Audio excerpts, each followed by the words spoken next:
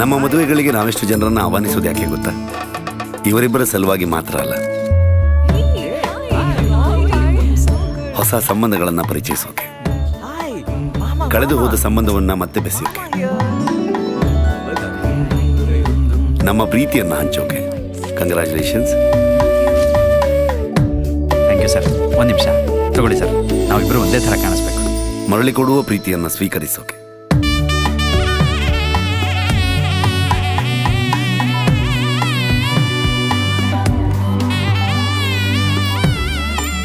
ನಗೋಕೆ, ಕಣ್ಣೀರ್ ಹಾಕೋಕೆ, ಸಂತೃಪ್ತಿಯನ್ನು ಅನುಭವಿಸೋಕೆ, ಜೊತೆಗೆ ಸಮಾಧಾನ ಕಂಡುಕೊಳ್ಳೋಕೆ. ಸಂಬಂಧಗಳನ್ನು ಸಂಭ್ರಮಿಸುವುದೇ ನಮ್ಮ ಸಂಪ್ರದಾಯ. ಅದಕ್ಕೆ ನಮ್ಮ ಪ್ರತಿ ಮದುವೆಯು ಭಾವನೆಗಳಿಂದ ತುಂಬಿರುತ್ತದೆ. ಬಂಧಗಳನ್ನು ಭಾವದಿಂದ ಬೆಸೆಯುವ ಸಂಸ್ಕೃತಿಯ ನೂಲಿನಿಂದ ಹೆಣೆಯಲ್ಪಟ್ಟಿದೆ. ರಾಮರಾಜ್ ರೇಷ್ಮೆ ಪಂಚೆಗಳು.